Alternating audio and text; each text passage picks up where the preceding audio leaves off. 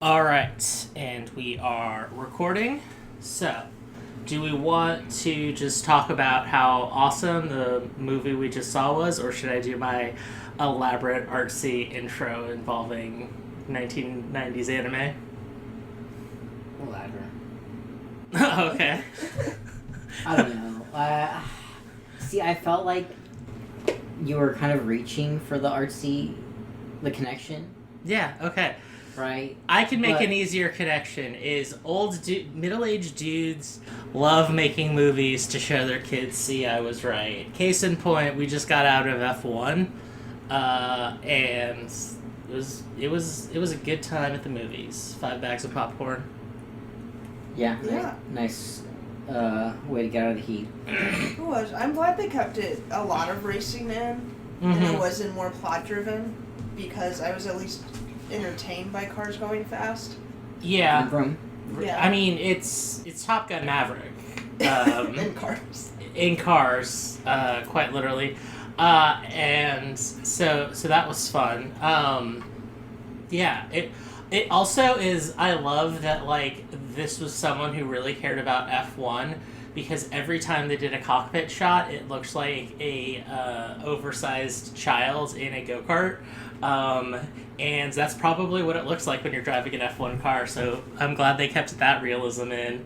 But then did a green screen with Javier Bardem doing at a fireworks show. Yeah. Yeah. I mean, it had a great lesson. What was the lesson? Young people can learn from old people. That's right. We can learn from middle-aged.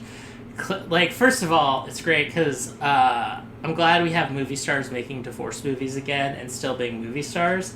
Because someone who was in this movie and did not give a shit about it was Brad Pitt, and he had just enough charisma to keep me going. Yeah. And there's a lot of boomer humor, So much which fun. our audience loved. They Uh, were living for those tweets and media's just noise jokes. And as my favorite, I don't want to make it clear, we were also talking in the movie, so this is not a complaint that it happened, but I laughed hysterically when I heard the old woman behind me go oh, this is actually a good movie, it keeps your attention. Which, she had some good commentary, and then we stopped hearing her right around the time we figured out someone was sleeping behind us. yeah. See, I didn't hear the guy sleeping. I feel like I just have the ability just to filter out background noise. Yeah. Yeah, I definitely heard, but he did overlay in some of the quiet shots where you were is Brad Pitt breathing, meditating while driving, Uh-huh. or is it the man behind me asleep? I feel like it is the man behind you asleep, which I just feel is this just very I was born in the 1960s vibe that goes over the entire film, including I felt see, the film tries to trick you because the score was made by Hans Zimmer, but it is just the boomer version of the theme to Challengers. And you're wait, is this the theme to Challengers? And Challengers was very famously scored by Trent Reznor and Atticus Ross, and they make a very big deal that Hans Zimmer does the score, so you're no, I must be imagining it, but it is Boomer Challengers opening theme. And our lesson is we should actually respect the boomers and let them win. Also, shout out to just art in Europe, because Javier Bardem brings the same amount of passion and energy and focus that he does to the role of Stilgar in the Dune trilogy. I didn't even know. And I do not know if that is an indictment of... I don't know whether that is Javier Bardem is amazing, because even when he gives up, he's amazing. See my 2 big Hollywood pictures. Or if he just has this work ethic of, I don't care, I'm going to bring everything to this role of... Oh my god, we literally got out of the movie 20 minutes ago and I cannot remember his name. What was his name? Oh my god. Ruben. Oh, Ruben. Yeah. Clearly I thought Ruben was the old guy. No, that was Sonny. You mean... No, the old, head of the... Oh, the Principal? Yeah. No. I do not know his name. Were we given a name? We were given... Here's the thing. We were given names, but there were so many that guys in that movie that I kind of just stopped paying attention, and I do not know the female lead's name. I just know it was played by amazing actress Carrie Condon.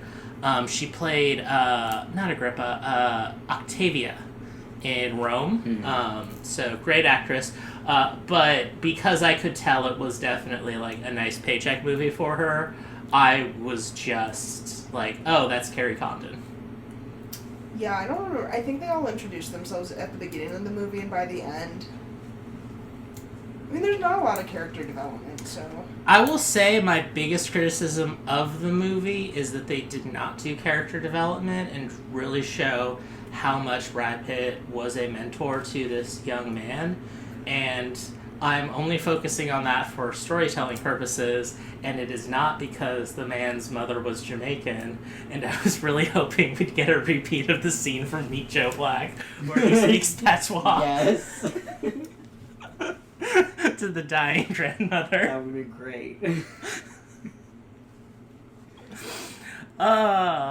So I wrote a dumb artsy thing that I probably put more work into than like a lot of the other things in the episode.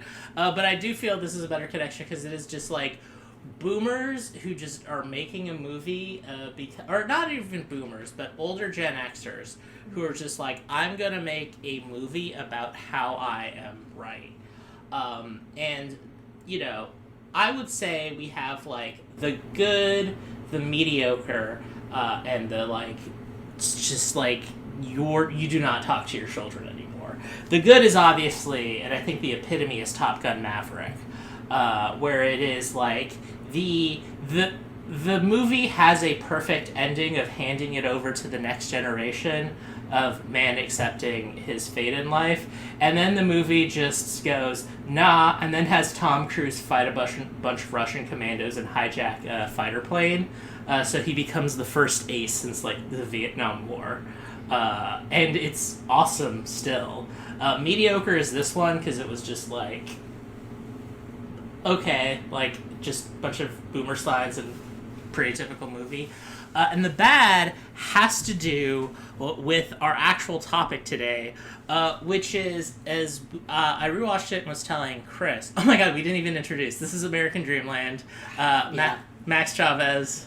Misty Stone. Christopher Walken. So when Chris and I were watching this movie, I realized that this is actually a very seminal film for me, because I think this is what, for lack of a better term, just kind of black-pilled me into thinking, like, we are cooked. Like, there's no such thing as a normal conservative media figure. And I think this is the film that did it, because it is... We're doing the film Dreams from My Real Father, which is a documentary that came out right before the 2012... Documentary in quotes. Yeah, well, I'll get to that when we discuss it a little bit. But the quote-unquote documentary about the mysteries behind Barack Obama's origin. You see, it's not that he was just, you know, had a fairly unique circumstance that could only happen because of the unique role of America at the Imperial Court. No, it can't be that. It must be that he was secretly born in Kenya and raised by his family, because an old lady who didn't speak English made some kind of reference to being there for Obama's birth, even though it was like, no, I heard. when asked in her native language, she was like, no, I heard about him being born. I wasn't there.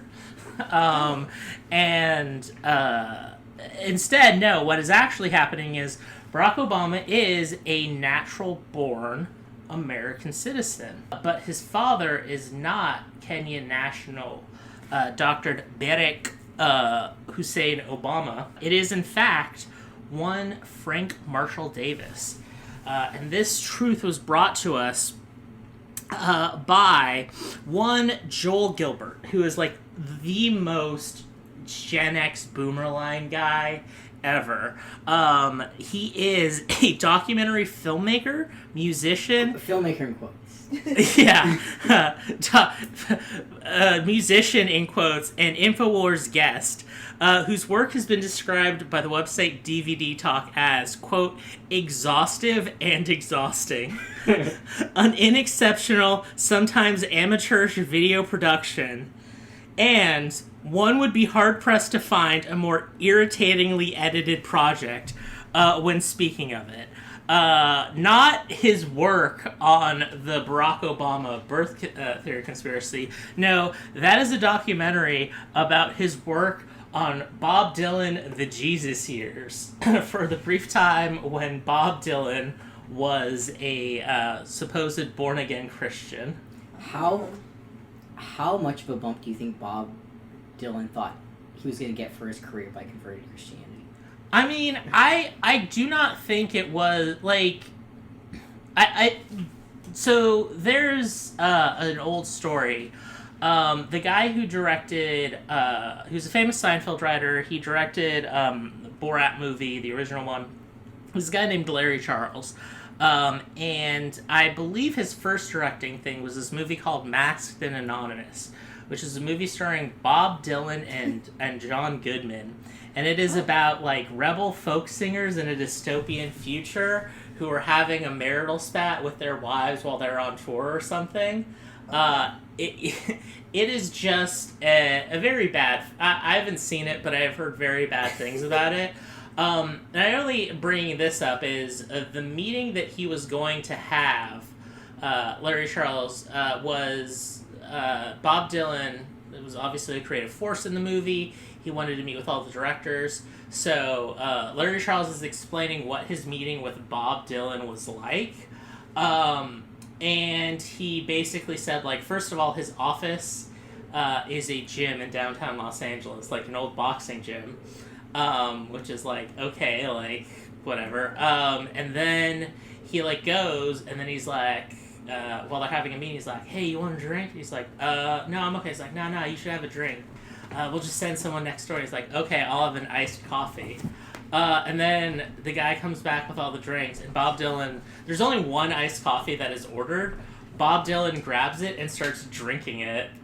And then when he says, Mr. Dylan, I think you're drinking my iced coffee, he goes like, you're a funny guy, that's why you got the job. And then he describes the pitch of how like Bob Dylan is just like a crazy semi-erratic version of himself, and he's talking to like HBO executives, and like he pitches it and everyone's like, we're great, Mr. Dylan, we are so happy to be in business with you, we cannot wait to make this movie. And then on the elevator ride down, Larry Charles just looks over and Bob Dylan just stops being energetic. He's just very sad inside. He's like, I don't want to do this anymore. So Bob Dylan, this is a long way of saying Bob Dylan's just a strange dude. So I don't know why he did it.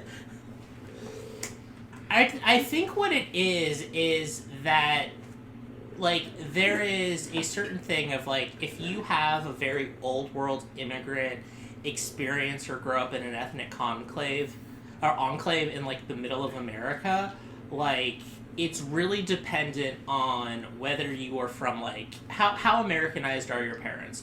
Because Robert Zimmerman, or Bob Dylan born Robert Zimmerman, was just a Jew from Minneapolis who was just like, I got the soul music in me, I'm going to become a folk singer. And then obviously his parents were like, we don't think that's a good career option for you. And he's like, I'm going to run away to New York and do it anyway. And then he had like this weird disconnect. Whereas like the Coen brothers were like, also Jews from Minneapolis who were kind of off kilter. Their parents were just like, all right, go to film school because at least you're going to college. Like, and as a result, there's a lot more normalcy. You can understand the Coen brothers a little bit more as people. So yes, I won't ever understand being the child of immigrant parents. No, I would say, well, that's the thing is, the Coen Brothers films don't really deal with that. Like, they are able to universalize it a lot, but like there is obviously like there is no subtext in like A Serious Man, where it's just like it was weird to grow up in a mildly conservative Jewish household in the 60s with just everything going on. Yeah. But yeah, so Joel Gilbert, he is a fascinating figure, and again, like the reason I said I threw out my artsy one is like he is just such a like Gen X boomer guy of just like doing like this thing of like doing the coolest thing ever. So let's get into Joel Gilbert. He is president of Highway 61 Entertainment and director of musical and political quote-unquote documentaries.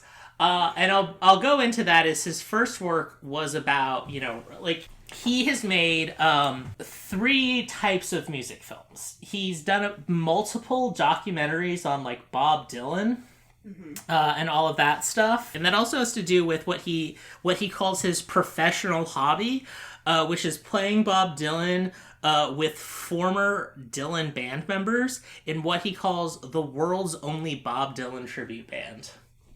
Wow. And this is per his biography that is posted on one Internet Movie Database. Oh. Would you like to guess who wrote his biography? He did. Yeah, absolutely. I didn't know this because I don't read a lot of biographies on IMDb, but like it says who wrote and submitted the biography in a person's thing. So that was fun. So yeah, he began his career in film about Bob Dylan during the Jesus years, but then he started to get into the world. Did he feel betrayed when Bob Dylan like deconverted? See, here is an interesting thing, is we can kind of get into this now, is they make reference in one of the biographies or info things about him is like, they make reference to the fact that Joel Gilbert was born Jewish in Pittsburgh, Pennsylvania, but they make a big deal that he moved to Nashville and now lives in Los Angeles.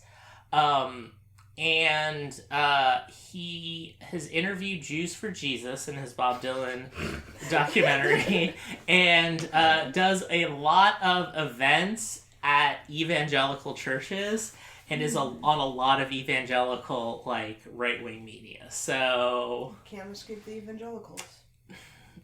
there's a question of just the oversaturation in conservative media, or is what he might have no longer not Abrahamic Jewish beliefs.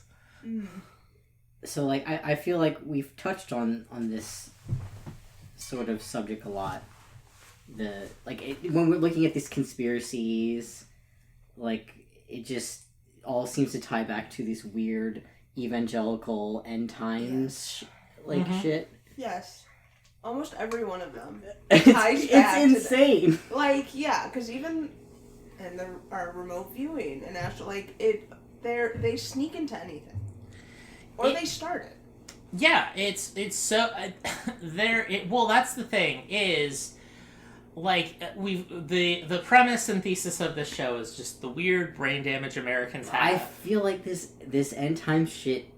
It could very well be a self-fulfilling prophecy. No, for sure. Like, yeah, they want us all to die. No, if we listen, if we are to be damned in like a Fallout universe style, just a nuclear annihilation, see, that's it is why going I think to be. we need to replace this with, like we've talked a lot about, like, oh, do you believe it, like, and when you ask me about this religious stuff, I'll say I'm 99% just your bog standard materialist.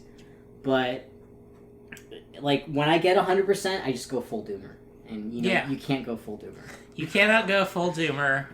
Insert here the clip of Robert Downey Jr.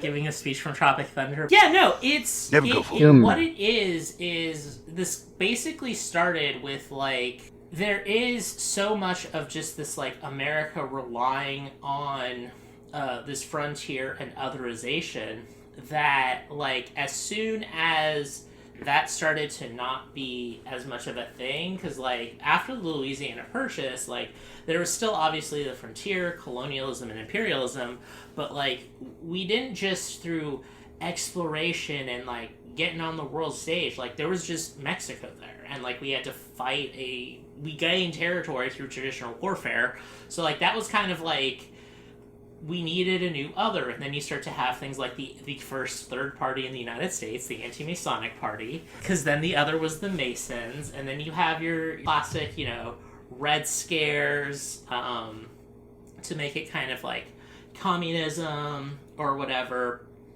And then, like, when you're in the 70s, you have this weird thing of, like, a more kind of detente with the Soviet Union, especially compared to the 60s. And then you have just the use of the evangelical community as a political force. Like, they were just like, we've explored the whole world. We're on our way to becoming the sole superpower now. Like, I guess the devil, that's the other now. Well, my point is, I feel like there's the worldview of Stan Johnson. Just imagines a world where there was a species that already went through nuclear annihilation, right? Yeah. Do you think that the Sasquatch care about whatever was caused the nuclear war? I feel like they have to care, right? Like, because I feel like Stan was saying they're trying to help us, right? They're trying to warn us, because they almost annihilated themselves, and now look at them. Their numbers reduced. Hiding out on a foreign planet. I feel like the Sasquatch would care, but in a way of, like, Ron Chernow versus, like, the musical Hamilton, whereas, like, Ron Chernow was like, I want to look at, like, something that was actually pivotal to understand the world we live in and the kind of ramifications of, like, us at hinge points, which I think is what a lot of historical study is. Whereas Hamilton is just, like, the liberal version of, like, weird conservative constitutionalism of just, like, look at us. The Constitution. The Constitution. Here's the thing, is conservative, everyone is a liberal, as Chapo likes to say, and I completely agree that, like, for conservatives, it's, like, constitutionalism and the founders, whereas, like, libs, it's just, like, the central libs bank. also fetishized the Constitution. They fetishized the Constitution because it created institutions and things like that. Because they worship institutions, whereas, like, conservatives like old things that they can yell and get indignant about. Right. That brings, so as Joel Gilbert does this, is, so he made these Bob Dylan documentaries, and then he made Musical Conspiracies. And he made his first two things, which is one where it is a story of an actor pretending to be George Harrison on his deathbed, explaining how Paul McCartney actually died. Paul is actually indeed dead. And this was him reciting the evidence and why they made that choice. And then he made another similar film, which was an actor who was professed to be Elvis, who said that Elvis faked his death so he could become an undercover agent and fight anti-American forces and the Italian mafia. He's not just living out on an island somewhere? I was like, why would you fake your death? Why would you, the most famous person on Earth, fake your death to become an undercover agent? Yeah. I like the idea that they're all on some island together, like him, Michael Jackson. Tupac. Elvis is probably dead now, just because of natural causes. Yes. Do you think he got to meet Tupac? I like to think so, on the island. That'd be nice. Yeah, it would be nice for them to meet. Which I also just want to say is, because I just noticed, is, like, the directors of the... I'm not going to name them because I didn't look it up, and I'm going to say something mean that I know they didn't do, but, like, the directors of the amazing documentary about Robert Evans' life, The Kid Stays in the Picture, are like the Oppenheimer of documentary filmmakers. Is they make this one stunning achievement, and then, like, so many bad documentaries are just, like, found footage and pictures of, like, someone giving first-person narration, like, in that movie. And, like, The Kid Stays in the Picture was the first movie to do that, and they're are so many shitty movies that copy that.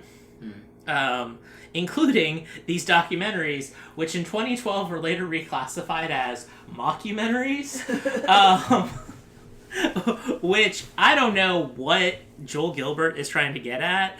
But yeah, so he's made a number of other bog-standard conservative political documentaries about Iran, the evils of socialism, the race hustlers behind Trayvon Martin, and the secret plan to make Michelle Obama the Democratic nominee in 2024. Oh, that didn't happen. No, I know. You missed that. It's so funny is, like, there's always these, like... He wished that would have happened. Yeah. Yeah, there's always this, like, I feel like every 10 years or so, there is this just, like, weird conservative documentary that just becomes this sacrosanct idea that, like, this is absolutely going to happen, and then the just reality completely undermines them in every way, and then they just pretend like it never happened. Like, I remember so many people talking, like, up until literally the Iowa caucus about how Senator Hillary Clinton was going to sneak in and secretly become the Democratic nominee, and then she just didn't run until 2008, and then they were just like, we never said Hillary was going to run before 2008. Yeah. And then, another Hillary thing was... just like, oh, she's gonna do all these, like, dirty tricks and blah blah blah and, like, this terrible thing, and then, like, Trump somehow won, and they're like, yeah, we never thought that, what are you talking about, we always believed in this guy. And then, yeah, everyone was always like there was gonna be this huge conspiracy to, like, replace Joe Biden. And then when Joe Biden then announced, like, re-election, like, I think the consensus was that either Joe Biden is going to be the Democratic nominee, or just for logistical purposes, Harris is going to be the nominee. Yeah. Because she's the vice president. Like, it seems like an easy switch, which is what ended up happening. Yeah. Yeah. They do tend to... There is that constant thing with conservatives where if something doesn't happen, it gets quiet, they stop talking about it. Yeah, he's also done some activism, such as promoting the case of Danny Williams. He made an infomercial video. For those of you who don't know, Danny Williams, I forget if I wrote his name down wrong, and I'm not going to check because I don't want to give this man credit. He claimed that Bill Clinton was his father. That guy. Yeah, and he asked Barack Obama because, quote, you said you believe Black Lives Matter. And my Black Lives Matter. So make Bill Clinton take a blood test to prove that he's my father. And he kept referring to Hillary as his stepmother. I don't think that's how that works. I don't want to get involved, but yeah. So there's that. And then his most recent work is he made a documentary about Roseanne Barr, her side of the story, after the cancellation. Hell yeah. That's sick. Yeah. It's... Which I just now realize, literally in this moment, that there is a good chance that one of my favorite political videos of all time was filmed by Joel Gilbert. Because, if you remember, there was this story about RFK Jr. dumping a bear in Central Park in 2014. Yep. And then... like, it got leaked on Twitter that New York Magazine was going to write an article about it. And then apparently they asked Kennedy for comment. So his response was just to go to lunch with Roseanne Barr and then proceed to tell her a story that was so much worse than what he was accused of. And she's just sitting there with, like, a cup of coffee going, okay. And yeah, I was like, why are there so many cameras here? So that might have been Joel Gilbert. Yeah, so that's great. But yes, he also has a tradition of far-right commentary that has, like, a few unorthodox views. Specifically is his documentary, Dreams from My Real Father, in which he professes that Barack Obama's real father is not Barack Obama, but instead Frank Marshall Davis. And he uses a lot of pictures of, don't these guys look alike? which, first of all, they don't. And as I was telling Chris, it's like, the characters in Game of Thrones have a better understanding of Mendelian genetics than these people do. Because at least in Game of Thrones, it's like, multiple generations produce this result. So there must be some kind of trait. Whereas this is just like, two light-skinned black people. Don't they look like they're related? They both have teeth. It's like, yeah. Okay. That's just, what he's going through. And it's really him going through these elaborate things just to get to, like, the most boring conservative point. And I do want to talk about how his views are unorthodox. I briefly want to talk about birtherism. So it's this conspiracy theory that Barack Obama was not born in Hawaii in 1961.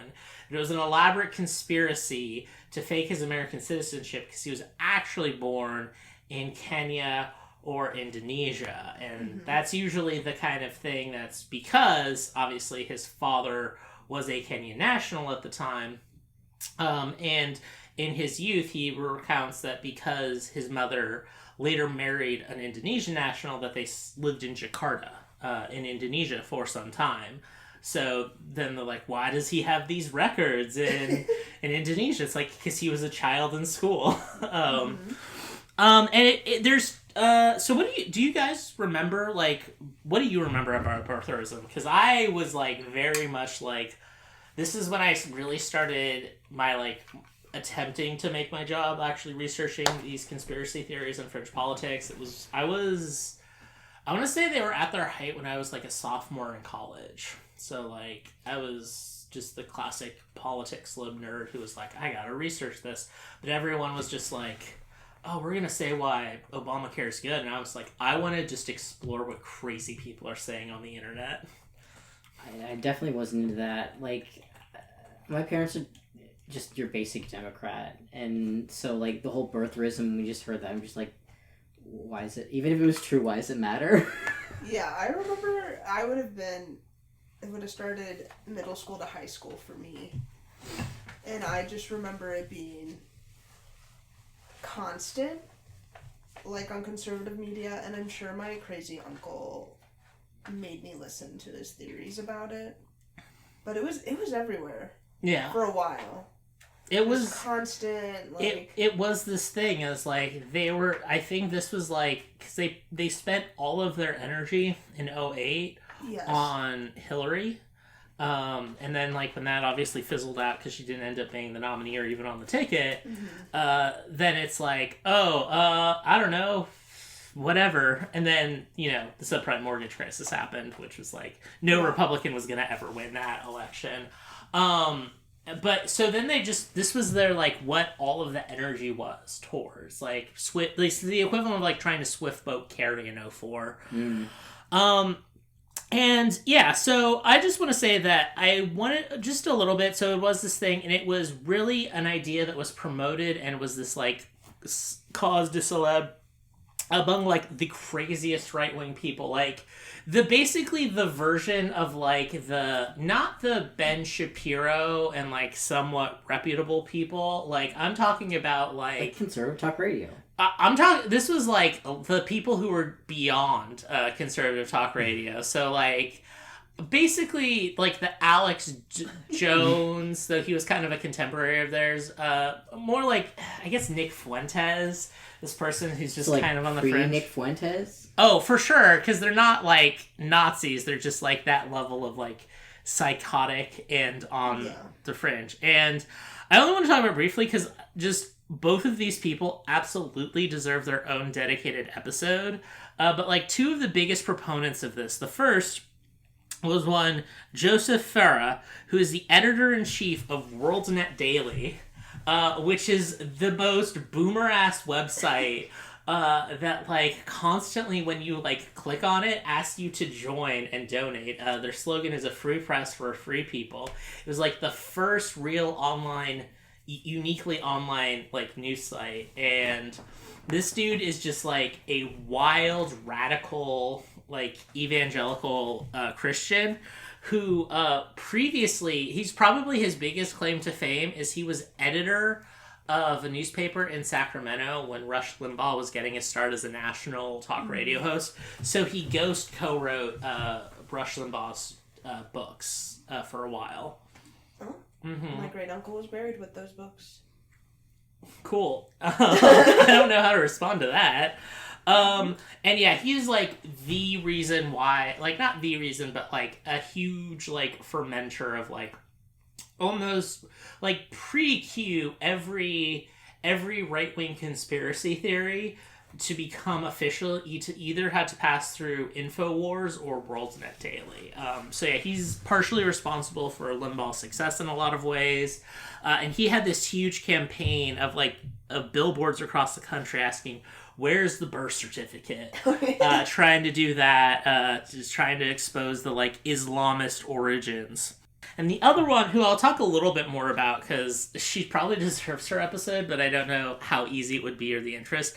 But this woman named Orly Tates, who is an Israeli-American dentist, lawyer, politician, polyglot, second-degree black belt in Taekwondo, and former real estate agent. Oh. And yes. This is great, and she is just like the classic, just like insane Orange County mom. Okay. People who grew up in Los Angeles and Orange County know exactly what I'm talking about. Okay. Of just her being like hyper and doing all of these things and she's like claimed that she like had this secret. So she like was the primary lawyer who was filing all these lawsuits that says Barack Obama can't be president because he's not a natural born citizen. And she would say this is because, like, I know this because I went through the immigrant. I don't know why she did it, but she kept, like, saying she was a lawyer, and I guess she passed the bar. But the other thing that I just find, which is just, like, they cannot help but, like, psychotically praise themselves and, like, are so... Again, everyone is a liberal. They're all about credentials. So, when I was looking her up, I mentioned she's a polyglot, and she can speak, like, 5 or 6 languages fluently, apparently. Like, English, Hebrew, a bunch of things. But what I wanted to note is every time she is recorded listing the languages she speaks, she lists both Romanian and Moldovan. So, shout out to my linguist friends. I don't know if this is actually like, I'm not gonna say this, but like from what I read is linguists assume, or the view of linguists is that there's no difference between the Romanian and Moldovan language. Oh. It is purely a like political distinction of like we speak the same language, but we have these things with national identity. So it's a political classification rather than like, you know, when you differentiate between, you know, French and Portuguese, it's like they're intelligible. It's not just that they are intelligible, it is that they are the same language, apparently. Okay. Like, it's not like, oh, you know, Portuguese grammar is this, and French grammar is like this. It's like, no, it's the same grammar because it's the same language. But she always lists them separately, and it's like, you already speak 6 languages. Like, that's impressive. Like, why are you doing this? Yeah. But yeah, so that brings us to the film. And, oh man, this is just like the biggest brain thing ever. It's just like, this is the biggest like cope of like, how do I make all of these things work? Because you want to believe that Barack Obama, if you're like a 2010 conservative, you want to believe Obama is this like evil foreign threat that is trying to destroy you, and America is good and deserves better. But then, if America is good and has these things in place, well, how did we let this evil foreigner become president? Joel Gilbert is here to say that he is an American citizen. And the reason he didn't have his birth certificate is because his father is one Frank Marshall Davis, famous communist organizer and writer. He wrote multiple volumes of poetry. and grew up in Hawaii. And just a couple things I want to say, like at the start of the movie, is I mentioned the kid stays in the picture. It is a voiceover by someone pretending to be Obama. And it is the most white guy Obama impression I have ever heard.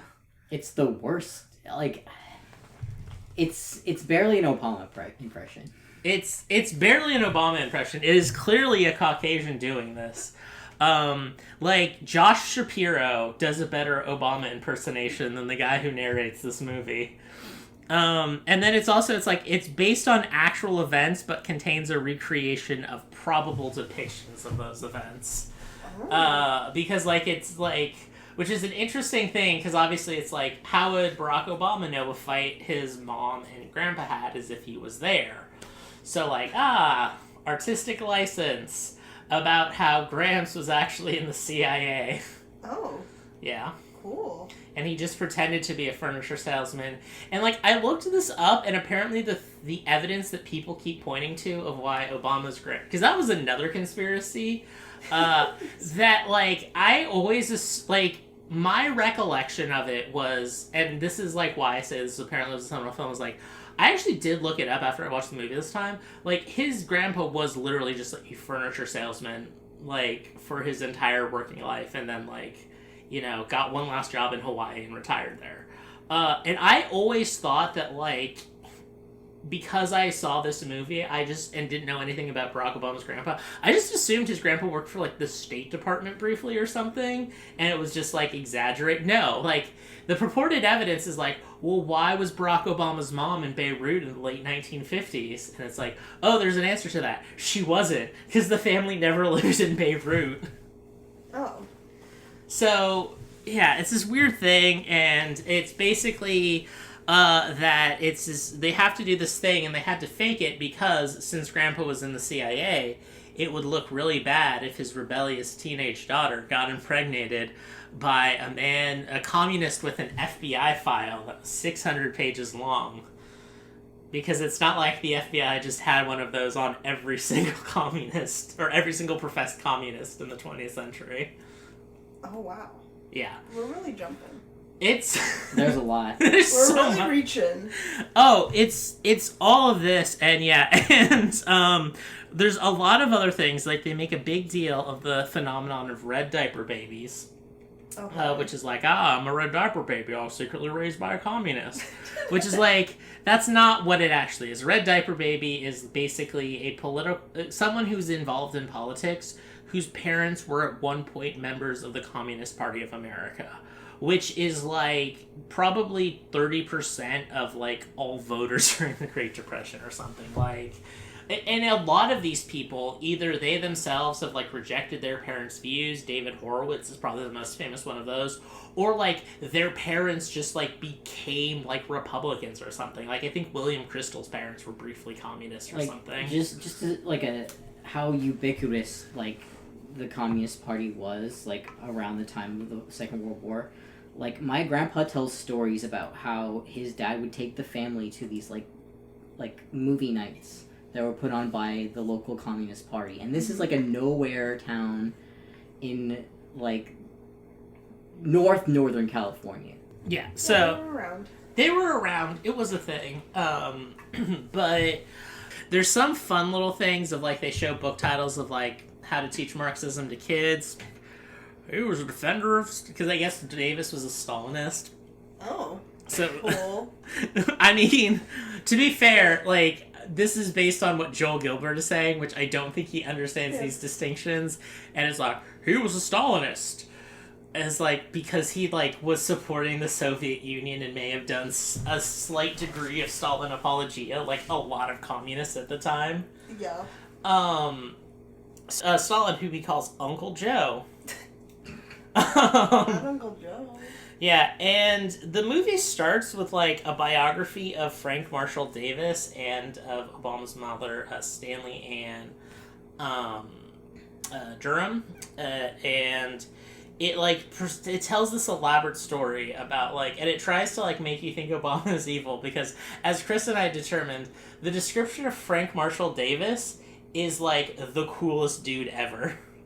Yeah. Oh. It's a classic, like, conservatives trying to scare you by talking about the coolest thing or, like, person ever.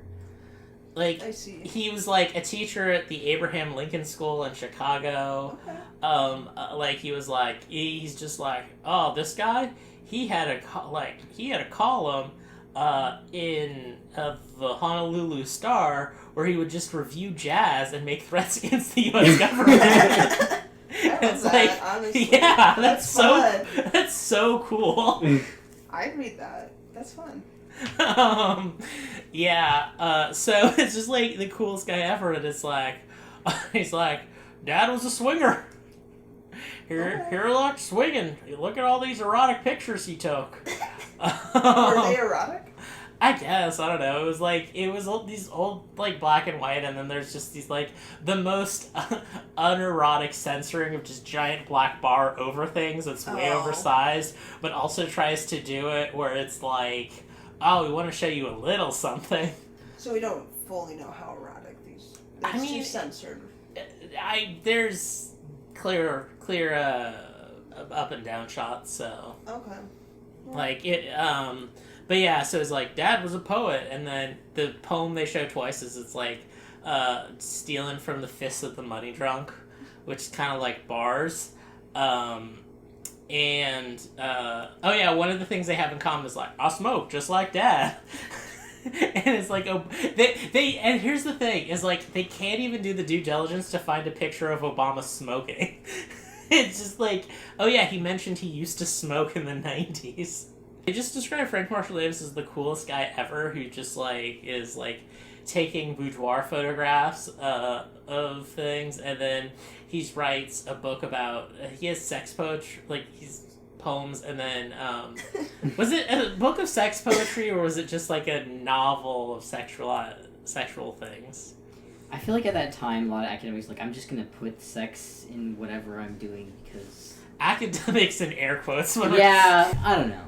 He was a jazz critic who's like, the movie makes a big deal. It's like, he was always around the college. It's like, I actually do believe that because he's absolutely the kind of creepy guy who's just going to be like, I'm an intellectual. How you doing, college girls?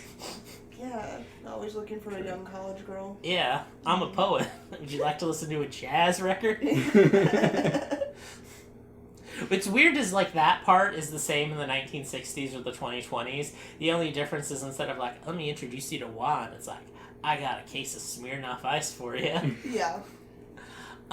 So they just describe it as the cool thing ever, and I realized that they don't actually say, like, they're describing he's like, oh, he's sexually adventurous and everything, and the only thing they show from his book about sex is the statement that I am bisexual.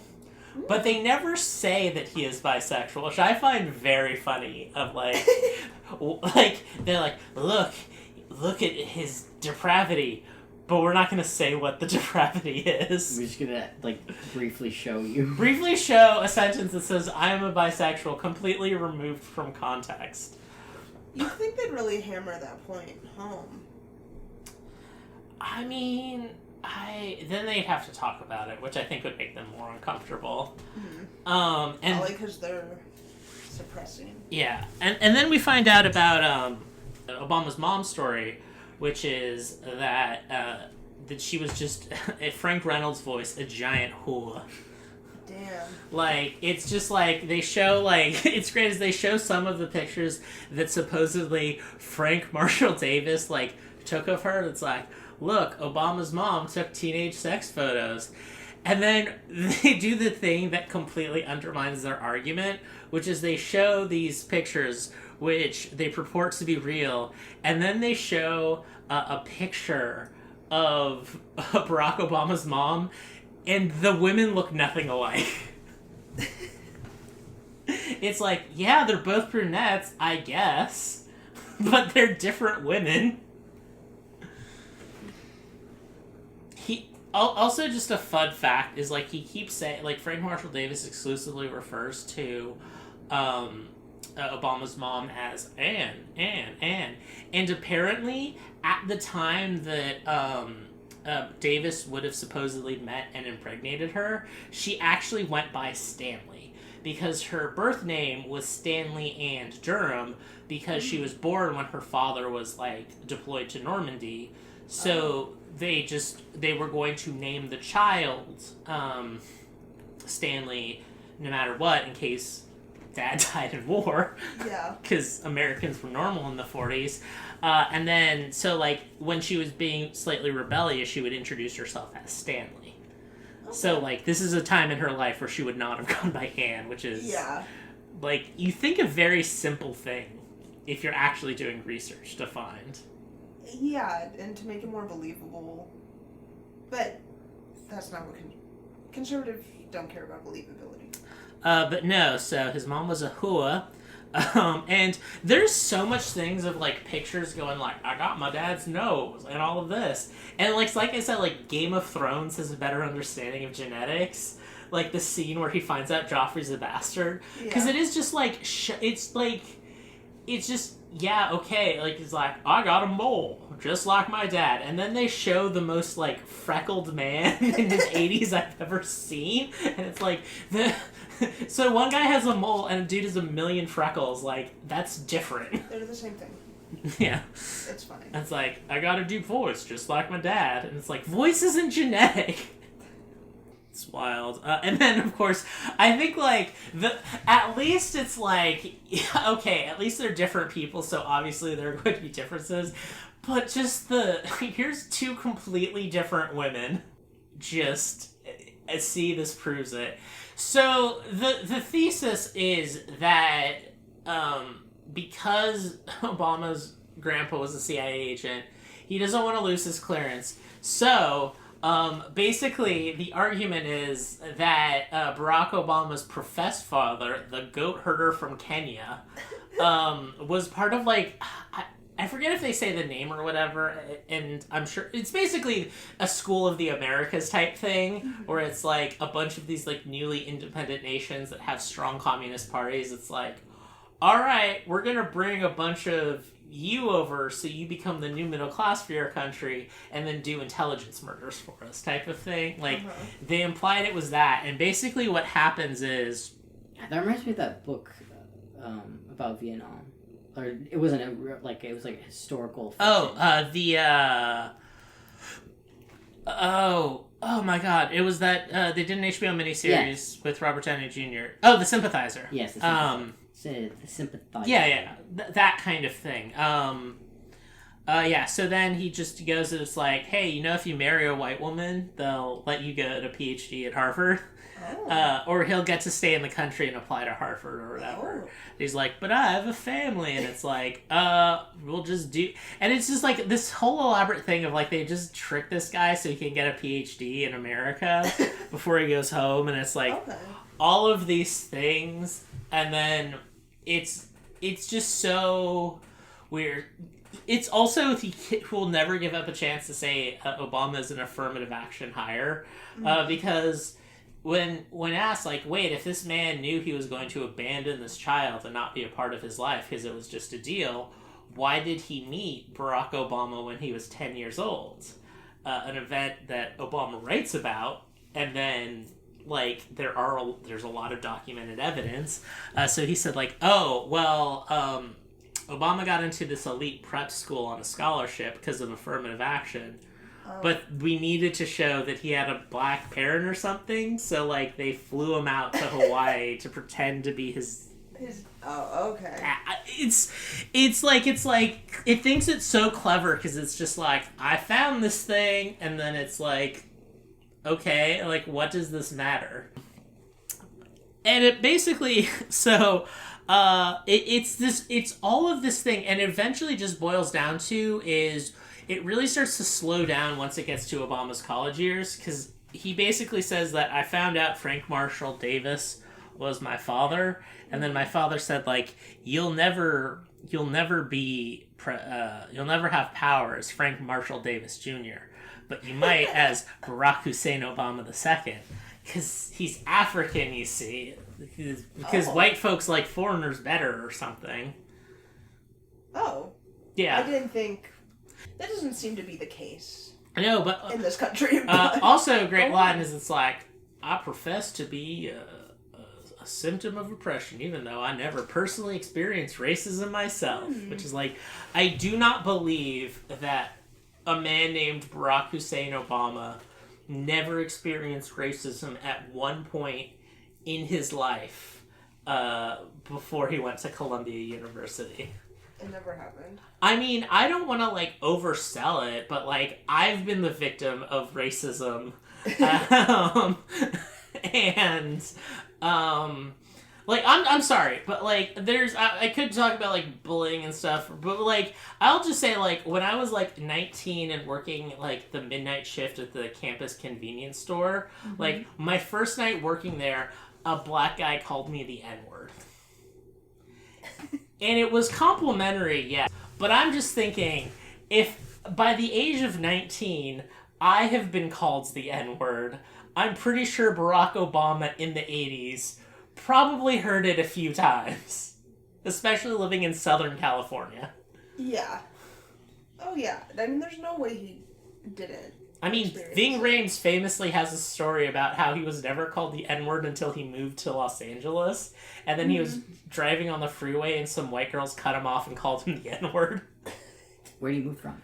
I don't know. I don't know. That's like, and even that, it's like, he just wasn't called a word. He's not saying he never experienced racism when he was growing up. But yeah, it's just like, it goes through all of this thing of like elaborate things, his ties in. Apparently, like, there was this elaborate conspiracy because he was briefly had an acquaintance with Bill Ayers, one of the members of the Weather Underground, whose dad was like an important figure in Chicago politics. It's like, it's a conspiracy where we can use a black Marxist to like recruit other Marxists into things. And it really is like, even though I had really bad grades, I was able to go to Harvard Law School. What's also great is he says, like, I got the easiest degree possible, political science. And then he's like, he keeps mentioning it's like, I was editor at the Harvard Law Review, even though I never wrote a single article. And I admit I do not know how a law journal works or a college law journal, but it's like, I'm not surprised an editor would have never written an article. Because from my understanding, an editor edits pieces. Yeah. Yeah, if he's doing all this editing, like, why would he write? Yeah, like, I don't know if it's like, I don't know how law journals work. Like, I would say that, like, you know, other academic journals, even if you are an editor, you are writing and publishing, but typically not in the journal you are an editor for. Unless it's like a editorial or essay or something. So like, I guess that, but it is also like, I don't know, he's also a law student, not a lawyer or a researcher. Like, it's so disappointing because after they basically say that Obama didn't write his book, Bill Ayers did, which is my favorite kind of evidence of like, look at this person who we've established is a total fraud. Now, we're going to support this outrageous claim, and our only evidence is this outrageous fraud saying it. Because the sole evidence that Bill Ayers wrote it is, like, there's one time at a convention where he's like, someone's like, oh yeah, I wrote that book. And it's like, yes, I believe a rich middle-class kid who was in the Weather Underground would lie about writing something to get attention. Yeah. So it's just so much just becomes this anti-affirmative action thing, and then the ultimate point that comes down to it is just ultimately just the most boring traditional like 2012 attacks on Obama. Did you know he was friends with Tony Rezko and David Axel? And then Reverend Wright. Oh God, the Reverend Wright stuff. Was just like, first of all, it's like, it does this great thing of like suburban white conservatives who are just like, I've heard a slang term and this is new to me, so I'm gonna shock at all of you. Is it's like, look, here's Obama admitting his voice is fake, and it's like an interview of him like, yeah, no, when I became a community organizer, I had trouble getting people's attention, so I had to learn how to use the black preacher voice. And it's like, see? Like, to Joel Gilbert's credit, he did find, like, I feel like the worst version of Obama doing the preacher voice to put in the documentary. Yeah, he's very bad at it. Another great thing is he's Schrodinger's. This whole thing is the Schrodinger's birtherism, because he's an American citizen who was raised and taught by a communist, but also he's a Muslim because according to Islamic law, you're a Muslim if your father's a Muslim, and his stepdad, I guess, was a Muslim. I actually don't know. It's just he went to madrasa, which is an Islamic school, when he was living in Indonesia. But I will just also say, like, I would not be, like, you have an American wife, you're probably of some means, at least in Indonesia. Like, you're just sending your kids to the nice private school. And I know that this is true, because where I grew up, there was this private school, like the private school for like us middle class kids or things was called Chaminade. And I met these kids because I did, public park soccer with them when I was a kid. And all of the kids I know who went to Chaminade were Jewish. And it's just like, okay, it's a private school, and my Jewish friends just happened to go there. Yeah. Cut to me in 9th grade. I'm at a debate tournament. It is at Chaminade High School. Cool. Whatever. I'm there. I'm in a debate round. I'm giving my speech. And then I pause because I see a giant crucifix in the back of the classroom. That's when I learned Chaminade was a private Catholic school. Yeah, my mom also, when my grandma moved them to LA, hated the public LA schools, and my grandma sent her to a private Catholic school. Yeah. It's just a thing. People just send their kids to nice schools. Yeah, you just said, because I think in the 80s my mom didn't love the public schools. Shout out LAUSD. You briefly had a superintendent who was just called the Admiral, which just fits in the dystopia we live in now. Who's in charge of the schools? The Admiral. But yeah, it goes all this way to just make like the most boring ass, if you were aware of the 2012 election, like the most boring ass Obama attacks. Like the Reverend Wright stuff is great because it is actually a really interesting point to attack Obama on, about how he's like, they're like, wait, so you never heard him say this type of stuff? And he's like, no, he didn't say it when I was there and I would have left. And it's like, that's just like, call him out on like, he's just in this church for like political convenience in his community. Like, it's like, oh, you're lying about your, that's another thing, is like, they can't, about these like weird Christian death cults, is like they have such a ingrained Christian worldview that like they cannot imagine like people would not consider it. Like, oh, Obama's not a Christian, he must be a secret Muslim working against us. Not like, I would not be surprised if you told me Barack Obama has actually spent zero time thinking about the concept of God and an afterlife. I would not be surprised. He was just like, I have ambition, I'm going to fulfill it, and this is an organization that will ingrain me with the community and A, help me at my job and career, and B, let me have social access to influential people in the community. Yeah. Which is a normal thing that a lot of politicians do. And it is another thing of like just this like complete lack of understanding that so many right wingers have, probably because they have this like Manichaean view of like of just like they can't understand compromise or just like people in the middle. Like a good example of that is the only man who's ever beaten Barack Obama in an election, former Black Panther Bobby Rush, who was just like a like literally radical in the 1960s, like a very important figure in the Chicago Black Panthers from what I understand. And like his entire career is he's just like, he's a beloved figure because he's slightly less corrupt than a typical Chicago alderman, and like voted just along Bill Clinton lines his entire like 30 years in Congress of just like, what is the most moderate Democrat take to have? And it's just like, yeah, he did that because he's like, man, if I just am kind of middle ground and just like help support people with money, I get to live a really comfortable life. Yeah. Like, and I can't understand like people would do that or like take the path of least resistance.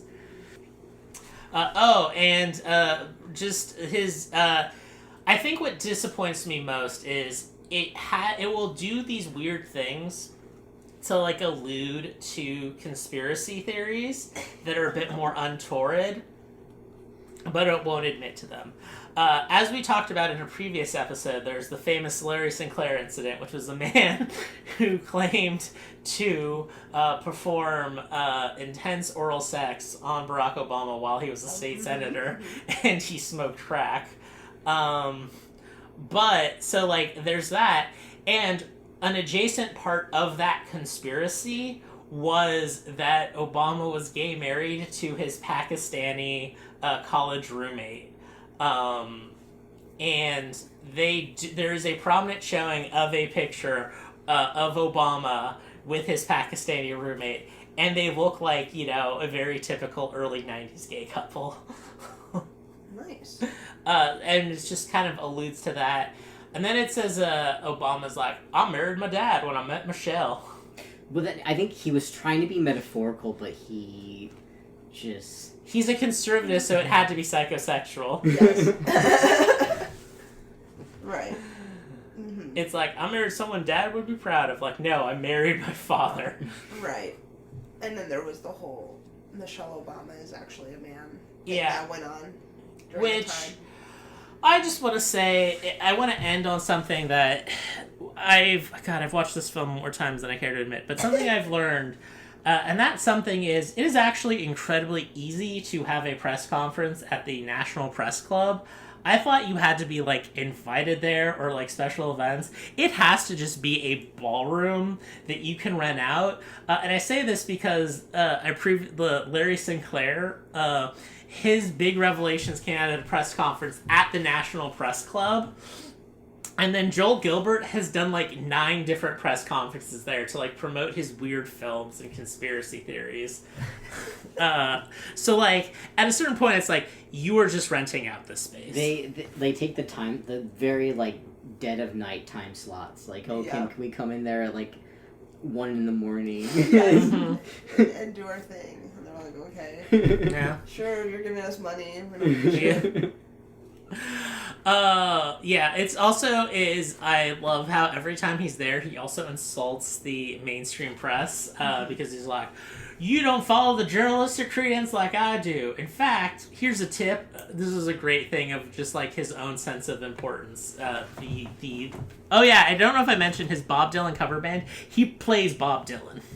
Oh. So he just pretends to be Bob Dylan. But ultimately that comes down to him saying that, like, if any reporter wants to win a Pulitzer Prize, all you have to do is write an article about my movie. Because the relations are so shocking and mind-blowing. So shocking. Yeah. That we're talking about them in 2025. I mean, it's just... It also goes to, like, the conservative mindset of, like, they cannot give anything up. No, they hold on to it. Like, I feel this movie came out, when, like, after he released the long form. So, like, this is, like, a backup to try and explain it. Of, like, no, we're not stupid. It was actually this insane thing. It is also just, like, again, we talked about this a little bit in our last episode about, like, how, like, you can only do this, like, because a lot of these people who do the script are, like, kind of stupid, they, like, eventually get caught up and, like, they cannot just, like, draw a line and, like, go, like, I'm going to protect myself. Like, they just get swept up in it. And the thing for this was, I just want to end on Joel Gilbert, 3 years after this movie came out, would not let it go. So he had an interview over Skype with Malik Obama, who is Barack Obama's half-brother, and it was basically a 15-minute interview where it's just like Malik going, yes, Barack Obama is terrible. And, like, we used to get along, but, like, he didn't pay as much attention to me as I wanted at his inauguration. that you were invited to. And then it's like, yeah, when our aunt died, like I called him up for help when he was president, and he's like, what do you need? And I said, we need $20,000 to get her back to Kenya. And he's like, I'm not giving you $20,000. And it's like, doesn't that show he's evil? And I'm like, does it? Like, does it? I figure, this is me not knowing, like, I figure if I call a powerful government official to help with getting my aunt's body back to Kenya, it'd be like getting permission through customs or whatever. Not like, give me money. Yeah, or maybe paying the direct person. Yeah. If you guys don't have a good relationship, maybe he didn't trust what Malik was going to do. I mean, that's entirely possible. With 20 grand. A man you said that you've only met 5 times in your life. Yeah, maybe I would say if I was Barack Obama, I would go, you know, I will pay the direct bill to do it. I'll organize it. I'll help you with the customs because I'm the president. The president. Yeah. You know, and I care. But I'm not going to hand you $20,000. What's also great is he cannot just say, man, Barack Obama's a shitty person. Joel Gilbert then says, like, so did you see my movie about your brother? Alleged brother. And then he's just like, oh yeah, I saw it. Very convincing evidence. It would make sense that he was just using this as a lie. It's like, what is going on here? Do we think he paid Malik? Probably. How much do you think he paid? See, I would have to know Malik's financial situation to answer that question. not great, according to Malik. He lives in poverty in Kenya, allegedly. And probably not that much. So yeah, it might not have been that he might not have been that costly. Well, did you ever think that he was doing the thing, which is what my friend, the story or metaphor that business schools do, is because one of my best friends, it doesn't, now he has, congratulations on your MBA. I won't say your name because I'm sure you don't want to be associated with this, but he just got his MBA, and back in undergrad when he got his BA in business, he was like, no, actually, we can't pay people in sweatshops a lot of money, because if one sweatshop just starts paying a lot of people, then they'll do violence in the community so that they can get the jobs that pay more. And I'm like, that's what they were taught. And I'm just like, what? And he's just like, yeah. It's like, I guess I get the logic, but there's so many layers of us doing horrible things to get to that point. Right. So yeah, so maybe he's like, he didn't pay him a lot, but he didn't want to make him a target in Kenya. True.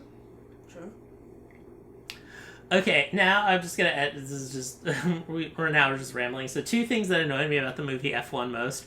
One is there's a scene where Brad Pitt and Carrie Condon are drinking beer, and it kept pissing me off because there was absolutely no kind of consistency to how much beer was in their glasses. Yeah. Like, it was like, I do not care about this stuff, but it was disturbingly bad. Like, they would show a character just drink half a glass of beer, and then they cut and they put their beer down, and it's like, it was completely full. Yeah, they weren't watching their continuity errors. Not at all. That, and then also, Brad Pitt's character, spoiler alert for the movie F1, Brad Pitt's character makes a bet with an annoying British guy, $10,000, that he can get first place in the last race of the season. Mm-hmm. And then there's a scene where he gives him $10,000 because he's like, I'm gonna let the young whippersnapper win. But then it turns out he actually does get first place in the final Grand Prix. So it's like, no, the British guy now owes him $10,000. Yeah. $20,000. No, it would be 10. Yeah, £10. Oh, it was only £10? Oh, yeah. Yeah. But that was just a weird thing to randomly include it and just be like, he should get his money back. He should. He won. Also, dudes love dune buggies because the movie just ends with Brad Pitt in a dune buggy. I was really hoping he'd win and then he'd go blind, his health things indicated, and then he would just become a mentor to the team.